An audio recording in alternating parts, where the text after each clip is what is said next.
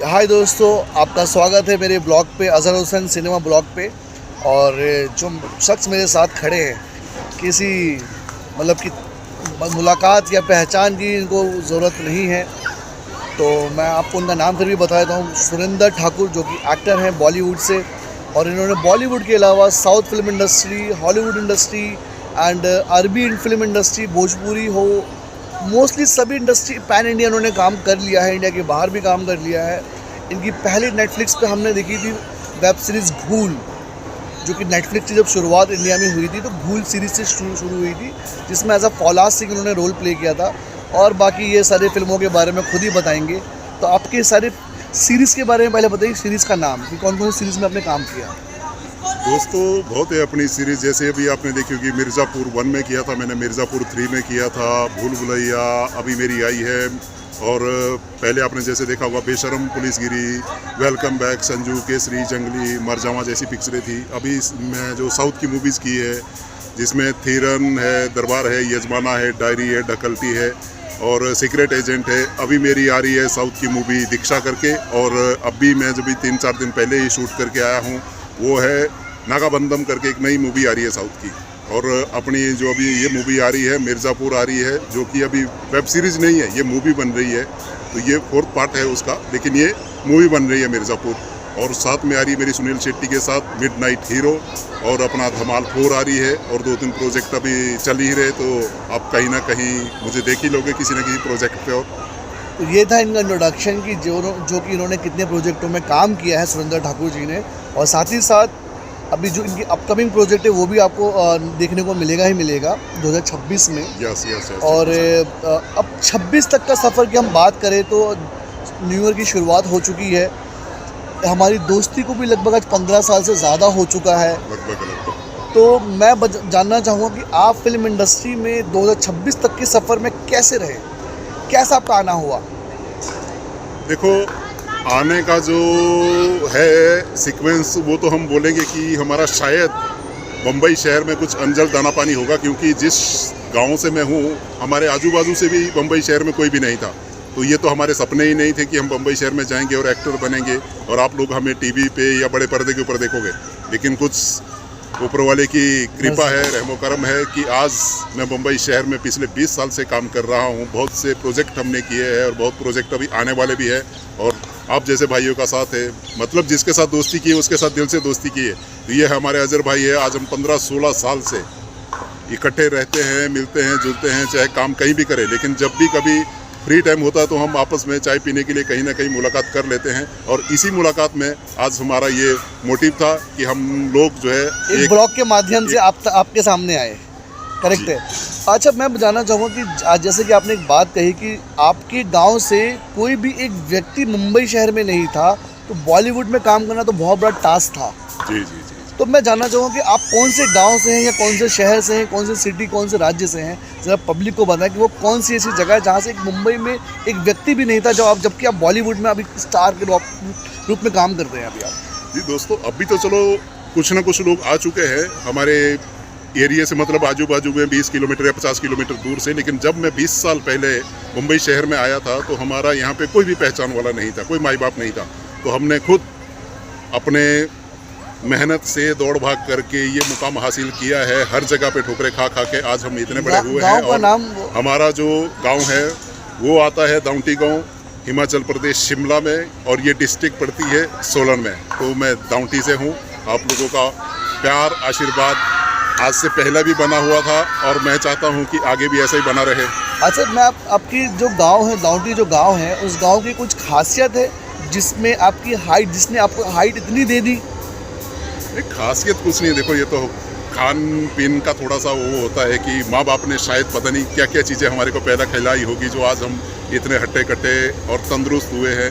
और हमारी height, body, personality का जो राज है, आज की डेट में बहुत से लोग बोलते हैं कि भाई अंडे खाओ, मीट मच्छी खाओ तो आपकी शरीर में जान रहेगी, आपको ज़्यादा प्रोटीन मिलेगा। लेकिन मैं एक ऐसा शख्स हूँ जिसने नॉनवेज का आज दिन तक टेस्ट भी नहीं चखा है।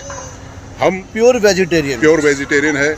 शुरू से लेके दूध, घी, छाछ, लस्सी, गांव की जो प्योरिटी चीज़ें होती है, प्योर चीज़ें होती थी, वही चीज़ें खाई है। मुंबई शहर में तो थोड़ा केमिकल के साथ मिलती है, लेकिन गांव में तो नेचुरल चीज़ें होती थी। तो यही हमारी सेहत का राज है। ये मत सोचना कि भाई अगर नॉन वेज खाओगे तो वही आपकी बॉडी पर्सनैलिटी बनेगी। मैं आपके सामने हूँ।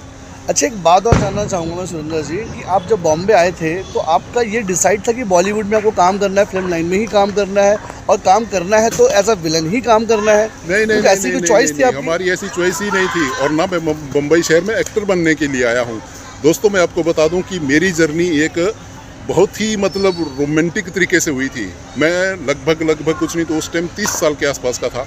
तो घर से सब्जी लेके जाते थे, मार्केट में सब्जी देते थे, जहाँ पे हम सब्जी बेचते थे वहाँ पे हमारे एक दोस्त थे शिमला के, हमारे राजेंद्र गोयल जी। तो उनके फ्रेंड सर्कल में कोई तो प्रोग्राम चल रहा था लुधियाना में, तमन्ना आर्ट्स की तरफ से, जैसे कि फैशन शोज वगैरह चलते हैं। तो वो मेरे को फैशन शो में लेके गए थे। तो उन्होंने जब मेरे को वहाँ पे देखा, क्योंकि बम्बई शहर से भी बहुत डायरेक्टर प्रोड्यूसर थे जो उस नाटक को उसको कोरियोग्राफ कर रहे थे, उसके बारे में डिसाइड कर रहे थे कि क्या क्या किस से क्या क्या करवाना है।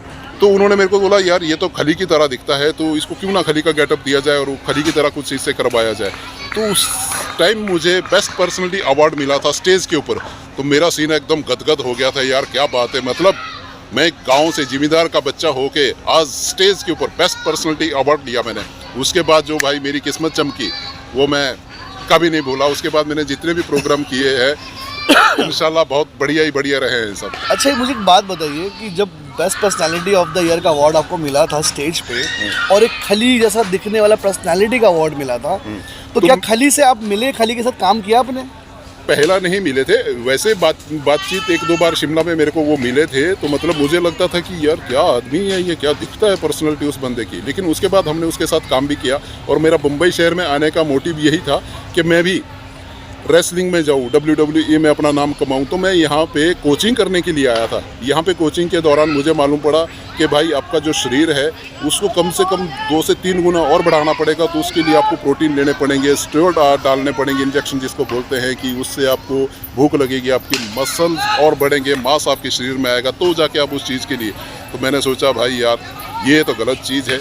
अब अगर 30-35 साल की उम्र में मेरे को ये बॉडी पर बनानी पड़ेगी, और उसका कोई अगर साइड इफ़ेक्ट हुआ, उसी दौरान मुझे 2-4 काम बीच में मिलने चालू हो गए। तो फिर मैं रेसलिंग की बदले इस इंडस्ट्री लाइन में आया, और आज तक मतलब ये पहली बार आपने मेरे इस ब्लॉग पे आपने पहली बार अपनी सच्चाई बताई है कि आप फिल्म लाइन में नहीं आना चाहते थे, आप रेसलिंग में जाना चाहते थे। तो एक बॉक्सर बना एक्टर, ये कह सकते हैं। बॉक्सर जो बनने की ख्वाहिश लेकर आप आए थे, खली को देखते हुए, उनकी पर्सनालिटी को देखते हुए, अब वहाँ से इंस्पायर हुए थे। फाइनली आप यहाँ पे जब आए बॉलीवुड में, तो आपको काम मिलना शुरू हुआ, और आपने सोचा कि यही मेरी अब जर्नी रहेगी, इसी को मुझे आगे बढ़ाना चाहिए। और आज आपको कितनी सारी फिल्मों की वजह से इतनी पहचान मिली है। तो आज आपके गांव का नाम आपकी वजह से ही हुआ, मोस्टली हुआ है, पहचानते हैं। जब आप गाँव जाते हैं तो लोग कहते हैं कि यार सुरेंद्र, तूने एकदम सही डिसीजन लिया था बॉलीवुड में काम करने का। मैं जब गांव जाता हूं तो लोग मेरे को बोलते हैं, यार कहाँ आप खेतों में काम करते थे, दूध का काम करते थे, सब्जियों का काम करते थे, क्या क्या नहीं किए हमने गांव में। मतलब जो एक जिम्मेदार करता है वो सारे काम मैंने किए हैं, और आज की डेट में मुंबई शहर में सक्सेस हूँ। आज भी अगर मैं कोई पोस्ट डालता हूँ तो मेरे यार दोस्त रिश्तेदार सब बोलते हैं कि सर आपको आज देख के हमें बहुत गर्व महसूस होता है कि यार हमारे बीच से उठ के एक आदमी मुंबई जैसे शहर में, जो कि इतना महंगा शहर है, ना जाने कहाँ से कौन कौन लोग आते हैं, करोड़पति लोग जो रहते हैं यहाँ पे, वो मेहनत करने के बाद जब सक्सेस नहीं होते हैं वो वापस चले जाते हैं। लेकिन मुझे मुंबई शहर ने ये नवाजा है कि आज भी मैं मुंबई शहर में काम कर रहा हूँ। So that's why we are Mumbaikars. हम लोग मुंबईकर, हम लोग अपने शहर के, अपने गांव के मात्र जहाँ पैदाइश हुई जिस मिट्टी पे, वो तो है ही हमारा शहर गांव, पर इस शहर ने हमारी एक कर्म भूमि बन गई है। इसने हमें, अच्छा बता दूं मैं आपको, आज सुरेंद्र ठाकुर साहब ने अपनी मेहनत से अपने काम को इतना सराहाया है, और दो दौलत जो कमाई इन्होंने, जो दो इज़्ज़त की दौलत, जो रोटी जो कमाते हैं, अपनी बीवी बच्चों को साथ में मुंबई में रखकर 2 वक्त की इज़्ज़त की रोटी खिलाते हैं। तो ऐसा बहुत कम हो पाता है कि आप एक गांव से आते हो और इस शहर आपको अपना ले। शहर में मेहनत करना पड़ता है, शहर में आपको स्ट्रगल करना पड़ता है, रिश्तेदारी बनानी पड़ती है, दोस्ती करनी पड़ती है, नेचर हम्बल रखना पड़ता है, तब ये शहर आपको अपनाता है, और वक्त देना पड़ता है शहर को। तो सर मैं जानना चाहूँगा कि आपके जितने भी जो दोस्त रहे हैं जो फिल्म इंडस्ट्री से हैं, बॉलीवुड में हैं, मोस्टली वो आपको इसी तरह सपोर्ट भी करते हैं बॉलीवुड में भाई, सपोर्ट के तौर पे। अच्छा, मैं जो स्ट्रगल जो लड़के कर रहे हैं आज की डेट में बॉलीवुड में काम करने के लिए, या काम वापस जो नए नए आना चाह रहे हैं, उन लोगों को क्या संदेश देंगे आप?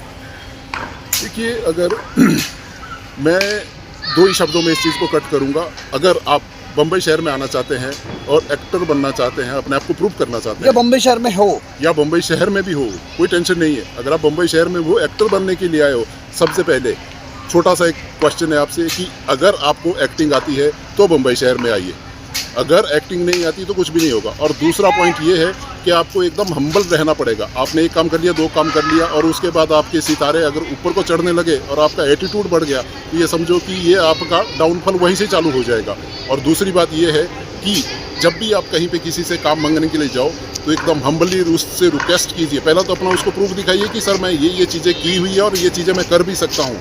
आज की डेट में एटीट्यूड कहीं पे भी नहीं चलता भाई। अगर आपको एक्टिंग आती है, एक्टिंग करना चाहते हो, और दूसरी बात ये है कि एक्टर के साथ साथ आपको थोड़ा सा ऊपर वाले का आशीर्वाद भी चाहिए।